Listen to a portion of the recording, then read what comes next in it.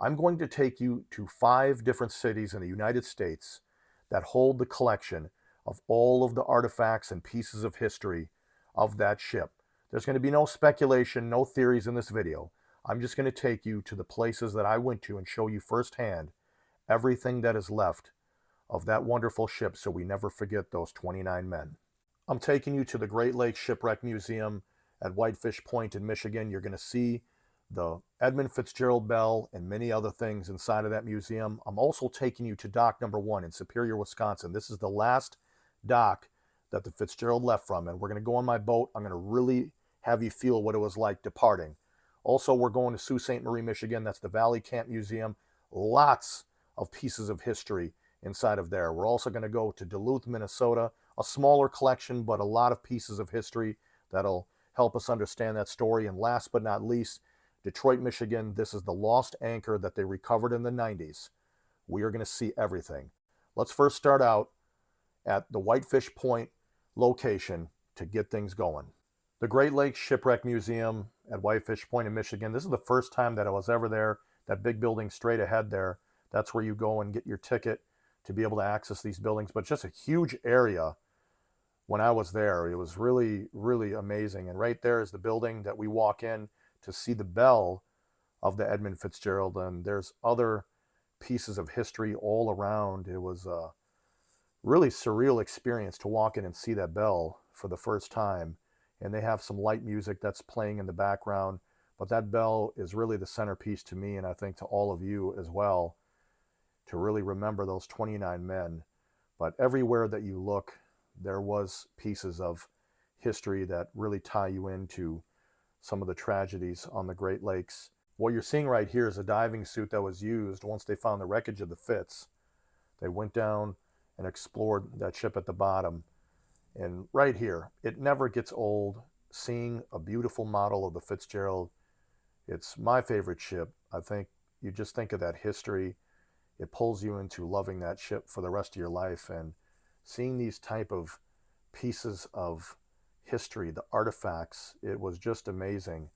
And you can see right here, looks like some type of can that was crushed. And the other pieces that they have here, it was just amazing to just know that those were on the ship. There's an oar that was on the wall. Really something. And when you go outside, they have many different statues and markers that commemorate the Fitzgerald, this one in particular. And they have a story that's on a board there about the graveyard of the Great Lakes. But the thing that really took my breath away and got into my heart as I was walking out towards the water here on Lake Superior, looking out, and this is the view that you have knowing 17 miles away is the Fitzgerald. I mean, it was a really emotional moment right there where I'm pointing. That's exactly the direction that that ship is laying on the bottom. Very, very powerful stuff. The next place that I'm bringing you to is Superior, Wisconsin. We're going to an iron ore dock that's no longer in use. It's dock number 1. I'm out here on my boat so you can really get this perspective. It's a huge dock, as you can see, but this is the last view that the Edmund Fitzgerald crew saw as they left, heading out onto Lake Superior. And just being there every time I go by it, I really think of the Fitz.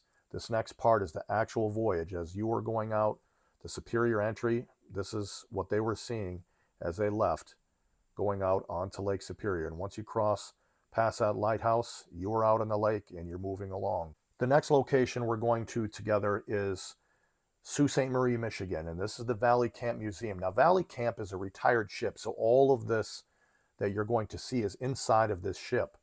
The first artifact is a recovered lifeboat from the Fitzgerald. I know a lot of us have seen that in videos and pictures, but for me to stand next to this for the first time, it was very raw from an emotional standpoint, and it really makes you think. And it's very silent in there. It's a museum, so it really allows you to gather your thoughts and to think about the story all together.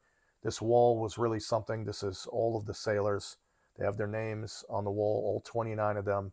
And they also have a tribute to Gordon Lightfoot.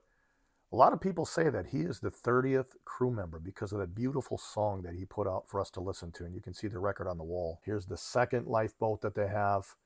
And if you see in that room, other pictures, other pieces of history, So there is a lot to look at, a lot to think about. But each time that I circled this lifeboat, I thought about it. And you just think of that storm. You think about how it went down, and it's really powerful. And especially on this backside where you can see it's ripped apart, it really shows us the power of that storm. And also a beautiful tribute to Bernie Cooper on the Arthur M. Anderson. They have his hat right there, a great plaque. What an awesome touch. And all through this museum, they have it done in such a class way. Look at this beautiful model. I could look at a million models of the Fitzgerald. I really love looking at them, really mesmerizing, and they just have so many beautiful things there at the Valley Camp Museum. And now we're going to Duluth, Minnesota. This is a place I know very well. I record the ships here, a lot of maritime activity. We are at the Lake Superior Maritime Visitor Center right next to the Duluth Area Lift Bridge. And they did a really good job, very tasteful, respectful. It's a smaller collection for the Fitzgerald. You can see they have a flag. They have a lot of different pieces of information for you to read and to really understand the story. They have a recovered life ring from the Fitzgerald as well. And this other piece right here, this is an exact replica of how the Fitzgerald is laying at the bottom of Lake Superior.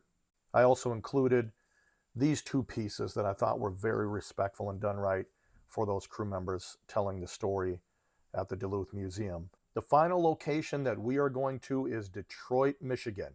We are actually going to Belle Isle, right next to downtown Detroit, to the Dossin Great Lakes Museum.